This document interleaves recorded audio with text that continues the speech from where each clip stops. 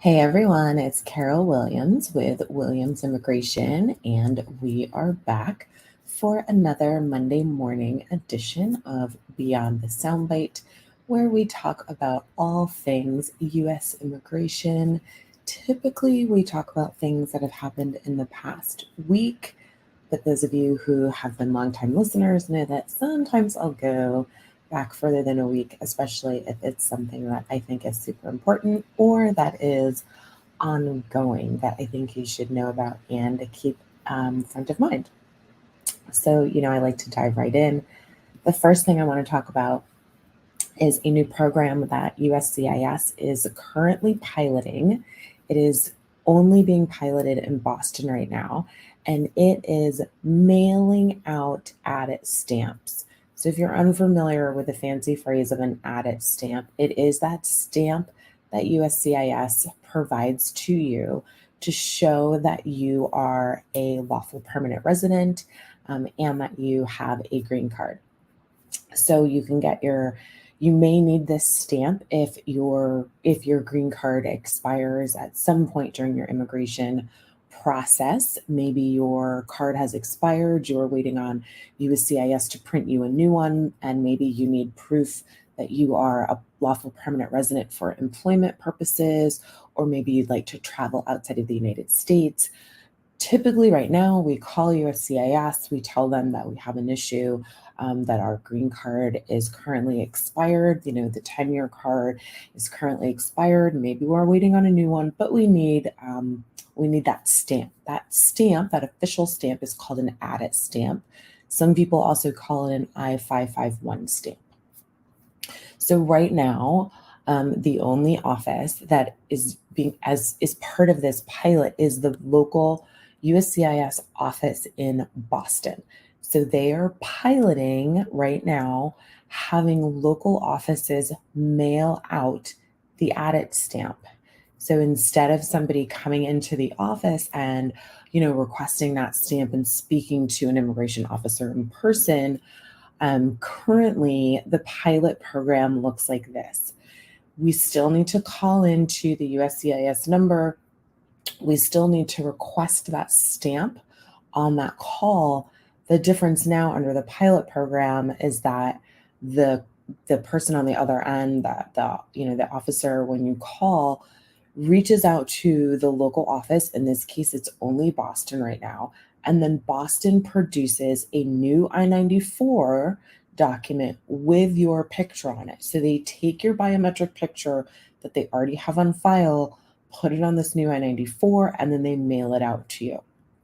So that means that it is less onerous on you. You don't have to take a day off work. You don't have to switch up your schedule by going into the local office and waiting to have a conversation with someone. Hopefully it should just come to you in the mail. So that seems to be working. We'll certainly get more information from USCIS as this pilot continues, but right now that is only happening out of the Boston office, and it is a pilot. USCIS hasn't said whether they're going to extend the pilot or, once the pilot's over, what they're going to do. However, in my experience working with USCIS for all these years, they don't pilot something if they don't ultimately want to roll it out on a larger scale. So if this works and if they find it to be efficient, I suspect that they will then roll it out beyond Boston. Whether they roll it out to maybe only a handful more of local offices, we don't know. Whether their goal is to potentially roll it out nationally, we don't know.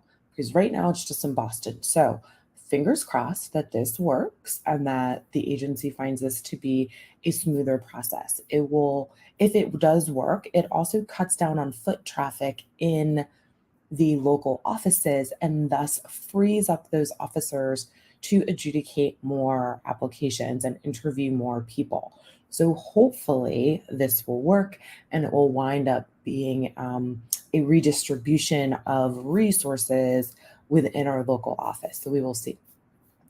So this brings me to sort of the subcategory of this. If you have moved and changed your address since filing your applications, This is a perfect example of why it is so important to notify USCIS that you have moved and provide them your new mailing address. If you are in Boston and you're currently, let's say you winds up that you need a new stamp, if USCIS doesn't have your new address on file, they will then send your new I-94 card to your old address. If you have ever tried to chase down mail from USCIS, you know how difficult that can be. So sort of a subcategory of this is make sure that your address is updated with USCIS if you have moved. You can do that online, and it's done using the form AR11. So we'll see where this pilot program goes. I will certainly keep you updated, but I, for one, am cautiously optimistic. The next thing I want to talk to y'all about are the potential increase in filing fees. The proposed rule from USCIS to increase the filing fees for most of the application types that they process was published on January 6th. It has a 60-day comment period. That 60-day comment period ends right around March 6th, so it is right around the corner. Once that comment period is over, USCIS will review those comments, make any revisions to the rule that they think are necessary based on the comments. And that could also mean that they don't make any revisions to the rules, including the new fee prices. And then they would then publish that rule as final, and then the fees will then go up.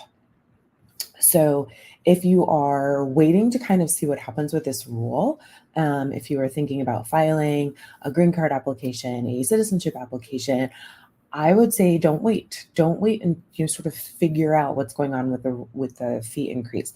The last fee increase did not go through. USCIS is a fee-based agency, which means that they run the agency based on the money that they collect from the filing fees for all of the various applications. If they did not go through with the last fee increase that was proposed, chances are they are going to go through with this one. I think it's a very high probability. So if you are waiting, taking a wait and see approach, normally I'm all about a wait and see approach. This time I say go ahead and get those applications filed so that you are paying the old/current filing fee. And if you have any questions about what the new filing fees will be, how they may impact you, feel free to reach out to our office, 954-903-1337, and we are more than happy to set up a consultation with you, talk about your particular issue, and let you know. I always let people know what the filing fees will be. So that's certainly part of the conversation that we have. The next thing I want to talk to you about is really good news. People that talk to me on a regular know I have been sort of grumbling about this since the COVID-19 pandemic began. Department of State, who oversees all of our consulates all over the world. So Department of State, headquartered up in Washington, D.C., is launching a pilot program. I think this is the morning of pilot programs. They are launching a pilot program later this year.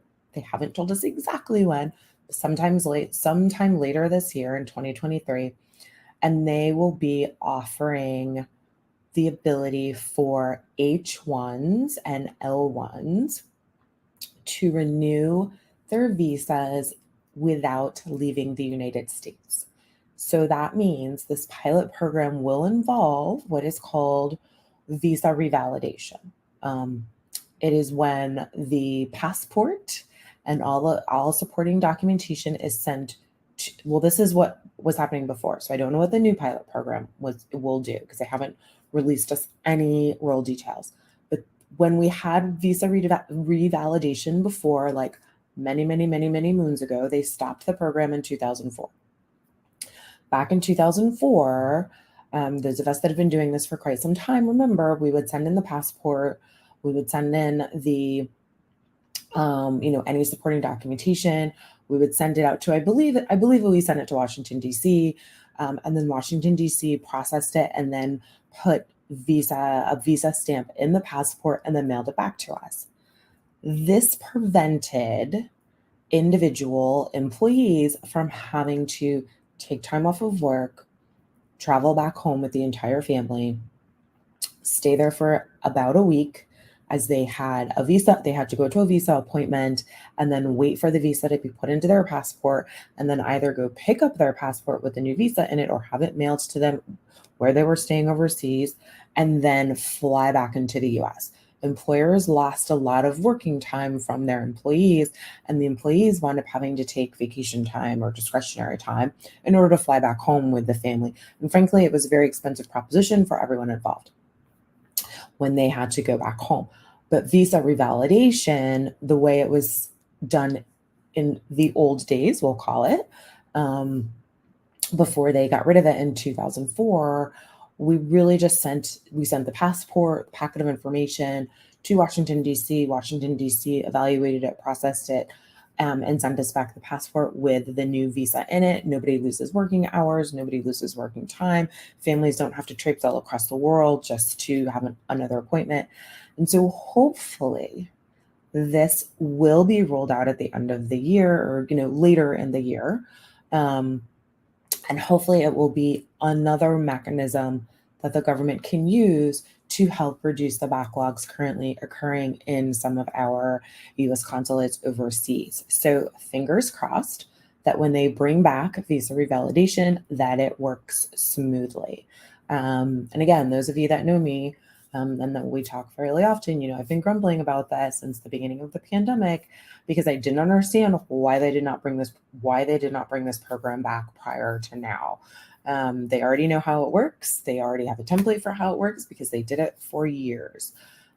So that said, I'm very excited about this. I think this will hopefully be a great mechanism for everyone involved.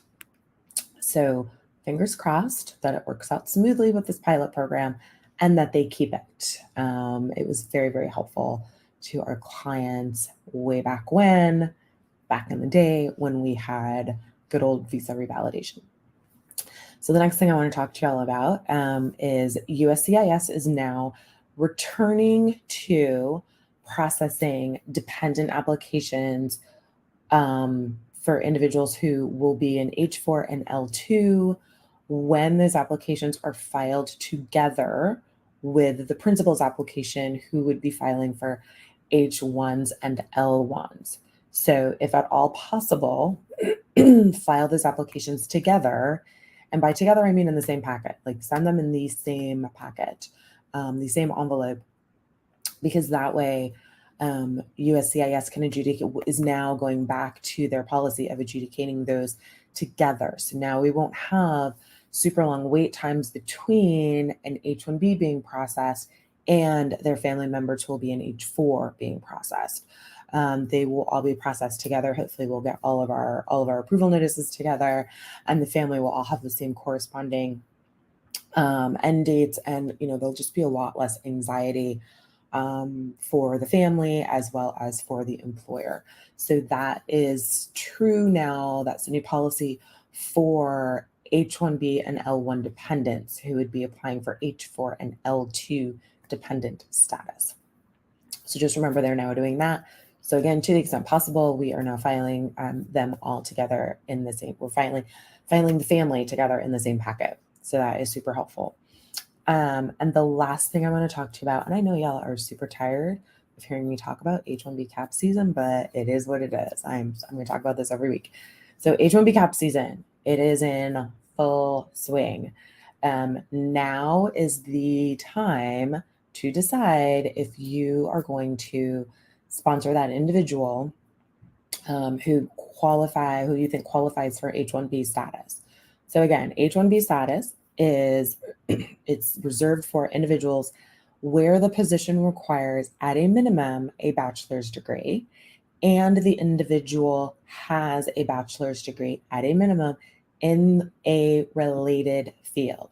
So the bachelor's degree has to naturally relate to the job duties.